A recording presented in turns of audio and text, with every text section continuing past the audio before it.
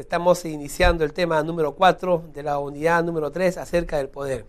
Es tremendo poder haber llegado con ustedes hasta este punto, porque el poder, pues, como fenómeno sociológico jurídico, es importante para la abogacía. Nosotros como abogados tenemos que entender la estructura del poder, porque en realidad todas las instituciones y el sistema normativo y el Estado de Derecho está basado también en el poder. Las transformaciones que se hagan en el sistema vienen muchas veces también del poder.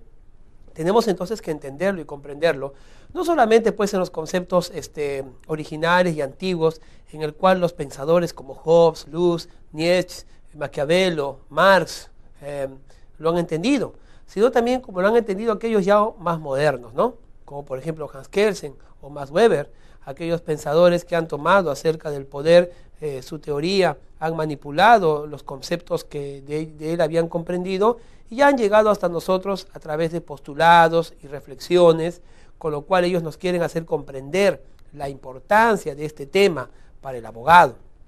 Ahora, no solamente es entender los conceptos del poder, sino también puede ir un poco más allá y entender las tipologías y cómo este poder se puede dividir, ¿no? Se puede, o en todo caso, por fines pedagógicos y académicos, entenderlo en sus formas, ¿no? Hemos visto, por ejemplo, y es un tema que me llamó mucho la atención, y espero que ustedes estén bien, el poder económico. En realidad, algunos pensadores de hoy en día afirman que el poder político va a pasar a ser relegado por el poder económico, y eso como consecuencia directa del sistema neoliberal y neocapitalista, ¿no?, que actualmente vivimos en el mundo y que está en boga, ¿no? El tema de la globalización también, ¿no?, nos llama a reflexionar acerca entonces de la globalización del poder. La Unión Europea ha intentado de alguna manera unir el poder mediante un congreso, ¿no? Decían que no era congreso, que tenía que ser una asamblea de representantes de los países, pero este tema de la globalización política y económica es actual, es muy actual. Entonces es importante estar siempre al tanto de las noticias. Los tratados de libre comercio, por ejemplo, las comunidades económicas, las uniones económicas o uniones políticas del mundo nos hablan de un intento que hace la humanidad por unir. Y esto, por ejemplo, no es simplemente de palabra, ¿no?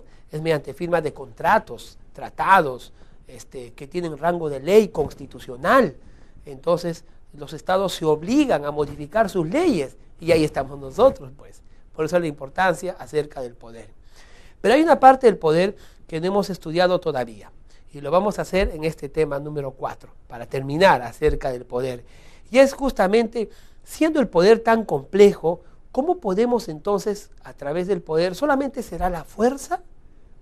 No, yo creo que no, estoy seguro que ustedes tampoco pensarán que solo a través de la fuerza se podrá imponer y lograr y legitimar el poder. Decíamos que la otra era la persuasión. Recuerda que Hans Kelsen incluso decía que el poder se legitima cuando obedecemos una ley. Y Max Weber hablaba acerca de la comunicación, ¿no?, como la forma de socializar. Podemos usar los sistemas de socialización e incluso los sistemas de organización en el uso del poder. El tema de hoy trata acerca de eso. Vamos a ver entonces la diapositiva de presentación. Universidad Privada Telesub, unidad 3, tema número 4, lenguaje, poder y polifonía organizacional. Bueno, vamos a hacer necesariamente una pequeña introducción. El lenguaje, como parte del proceso de socialización, tiene un lugar, por decirlo así, soberano. Cuando estudiamos los procesos de socialización en la unidad 1 y también lo mencionamos en la unidad 2, ¿qué decíamos acerca de los agentes de socialización? ¿Quiénes eran? La familia, la escuela, los amigos, la universidad, etcétera, etcétera, etcétera, el gobierno mismo, incluso la iglesia, ¿no?, la fe religiosa que uno tenga. Todos son agentes de socialización.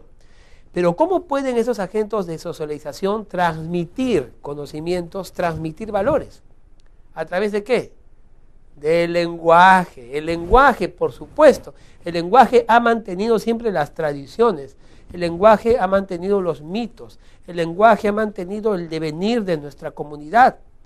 Muchas de las cosas que usted sabe, a las cosas en las cuales usted cree, y las creencias que usted tiene como fenomenalmente indiscutibles, usted las adquirió por medio del lenguaje. Entonces el lenguaje es un poder El lenguaje es una técnica, una forma de socialización. A través del lenguaje yo puedo transmitirle a usted mis pensamientos, puedo convencerle y persuadirle, y más aún ahora, como hablaba, ¿no? Al principio de la pequeña introducción del tema, el tema de la globalización, donde ya los idiomas no tienen que ser barrera entre los estados y las sociedades que tratan de unirse para lograr hacer esfuerzos comunes y lograr su felicidad o la felicidad de sus sociedades, de las familias que lo corresponden.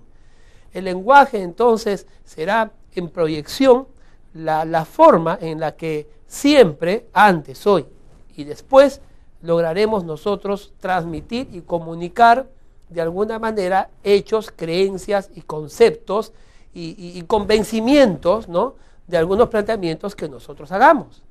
Y para que el lenguaje sea efectivo, nosotros necesitamos un emisor y un receptor y por supuesto un mensaje.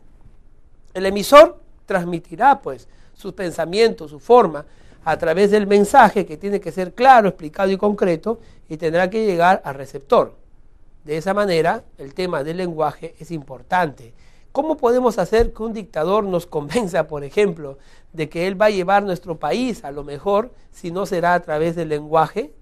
Y no hablamos solamente de un lenguaje hablado, sino hablamos ya de un lenguaje escrito, hablamos de un lenguaje por señas, hablamos de un lenguaje, todo lenguaje que sea necesario para que se nos convenza de que ese gobernador, ese gobernante, nos va a llevar a un feliz término.